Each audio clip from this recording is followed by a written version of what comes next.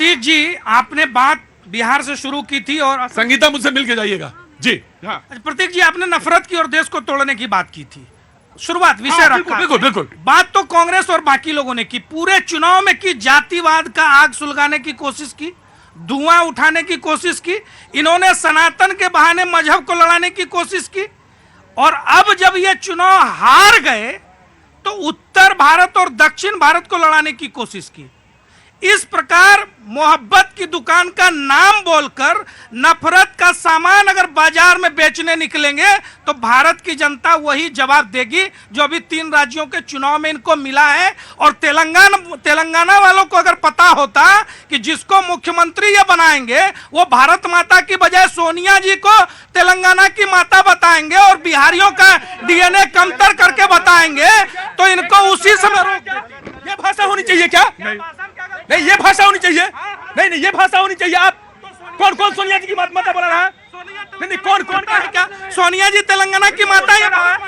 कौन कह रहा है? ऐसी भाषा होनी चाहिए क्या? नहीं, आपकी गलती नहीं है। देश के प्रधानमंत्री जी भी जब मंचों से इस ढंग की भाषा बोलते हैं तो आपने वही ज्ञान प्राप्त करके इस ढंग की भाषा का प्रयोग किया। ये बिल्कुल गलत भाषा है। रेवंत रेड्डी को समझाओ ना कि वो सोनिया जी को कह रही है कि तेलंगाना की माता है सोनिया गांधी। किस प्रकार खड़े खड़े झूठ बोलना कांग्रेसियों से कोई सीखे। इनको जवाब दे देते हैं। कांगड़ा की रैली में प्रधानमंत्री जी ने कहा था इधर से आलू डालो उधर से सोना निकलेगा। डर्टी पॉलिटिक्स बीजेपी की।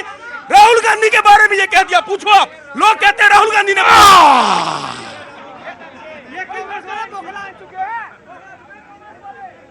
ये पता नहीं किसने कहा लेकिन इतना कहा गया कि अब कोई किसी के बारे में बोला चेहरा वही दिखता है कि उन्होंने ही कहा होगा। जी अरोड़ा जी, मैं डिबेट को बीच में से पकड़ता हूँ, बीच में से इससे पकड़ता हूँ। नहीं, मुझे अच्छा नहीं लगा। एक बात बोलिए। जब देश के पूर्व प्रधानमंत्री नेहरू जी के बारे में कहा सदन में तो कहा अमित शाह जी ने, और आज उन्होंने बोला कि मैंने नहीं कहा। इस डिबेट में भी कहा हम अपने नहीं, किसने कहा? इन्होंने राघवेंद्र जी ने। क्या नहीं, हम अटल जी के लिए अटल जी का सम्मान करते हैं। हम देश के प्रधानमंत्री को जुमलों का सरदार नहीं बोलेंगे। हम चौकीदार चोर नहीं बोले। क्यों बोले? देश के प्रधानमंत्री हैं। हम जुमलेबाज नहीं बोलेंगे।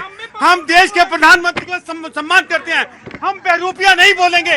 हम देश के प्रधानमंत्री का सम्मान करते हैं। जी आप सुनिए। देखिए आप क्या कहेंगे? पहला लाइन हम भी पप्पू नहीं बोलेंगे, हम भी पनौती नहीं बोलेंगे, हम भी किसी को इटालियन नहीं बोलेंगे। ये सुनिए, जैसे को तैसा। आप देखिए, इन्होंने कहा पनौती, देश की जनता ने दिया इनको चुनौती। इनको हैसियत है मोदी जी के सामने खड़े रहने की, क्योंकि वो 140 करोड़ जनता का प्रेम और विश्वास उनके प्रति है। नेहरू जी के ऊपर जो कुछ कहा वो सदन में कहा, मैं फिर से दोहरा देता हूं। नेहरू जी अगर 3 दिन सीज फायर नहीं रोकते, पीओके हमारा होता। नेहरू जी ने दूसरी गलती की, जम्मू कश्मीर के मुद्दे को यूएन ले जाकर के। और 10 सेकंड और दीजिएगा। इसी पालिका बाजार जहां हम खड़े हैं ना, ये यूपीए के शासनकाल में बम फूटते थे, इतने लोगों की हिम्मत नहीं होती थी खड़े होने की। आज 1994 से 2004 तक 40,000 आतंकवादी घटनाएं हुई। 2004 से 14 तक 7200 आतंकवादी घटनाएं हुई। कश्मीर में आज 14 से 23 तक मात्र 2000 घटना हुई।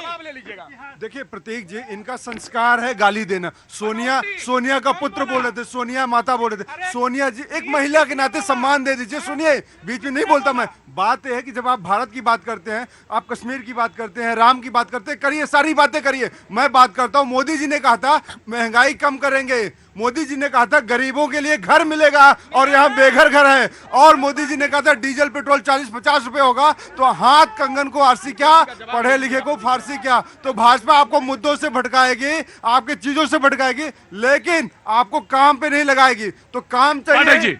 देखिए, आज पूरे भारतवर्ष में 1 लाख स्टार्टअप है, 111 यूनिकॉर्न है। क्या उन स्टार्टअप यूनिकॉर्न से लोगों को रोजगार नहीं मिला है? क्या देश में जो इतनी इंफ्रास्ट्रक्चर डेवलपमेंट हो रही है, क्या उससे रोजगार नहीं मिला है? क्या आप बात करिए, आप याद करिए, राहुल गांधी जी यूएस गए थे, जो हमारे प्रधानमंत्री जी ने संगोल के सामने में दंडवत किया था, राहुल जी ने उसका मजाक उड़ाया था। भारत के पार्लियामेंट में खड़े होकर मेक इन इंडिया का मजाक उड़ाया था।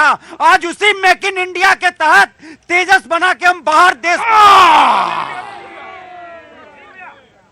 कहां से? दिल्ली से। महाराष्ट्र से, मुंबई से। क्या नाम है आपका? के कमल के कमल। जी, पूरा नाम के कमल, ट्रिपल कमल, कमल कुमार। कमल कुमार। अच्छा हाँ जी, बोलिए। मैं ये कहना चाहता हूँ, जैसे बीजेपी वाले इतना उछल रहे हैं, क्यों उछल रहे हैं? वजह क्या है? वजह क्या है? ठीक है, अगर मान जाओ कि कल अगर वो भाई देखो ही पड़ेगा तो सुन ले दो भाई, इतनी जोर मारूंगा भाई। अगर 3 स्टेट अगर मोदी जी या सॉरी भाजपा जी, जी भाजपा जीत गई 3 स्टेट। नहीं भाजपा जी मेरे नहीं तो जी हैं, नरेंद्र मोदी जी हैं मेरे नहीं। हाँ तो आज इतना हुस्न क्यों लेके आ रहे हो? हुस्न आता है, लियाकत आई जाती है, बल खा के मचल कमल अचकाई जाती है। ये कांग्रेस का कहना है। कांग्रेस जिंदाबाद, कांग्रेस जिंदाबाद।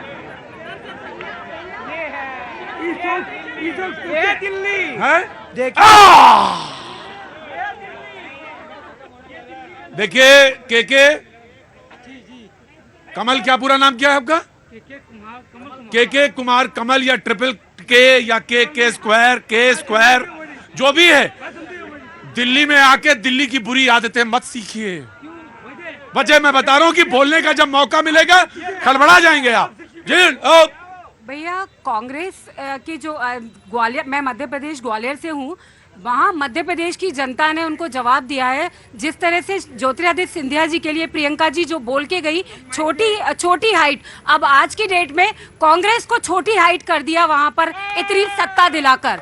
जिस तरह से तीनों प्रदेशों में लाडली बहनों ने, महिलाओं ने जवाब दिया है ये उनको। किसी की व्यक्तिगत लाइफ पे, व्यक्तिगत उस पे टिप्पणी नहीं करना चाहिए। मैं इस बात के लिए इंदिरा गांधी जी को बधाई देना चाहूंगी, जो हमेशा अपनी स्पीच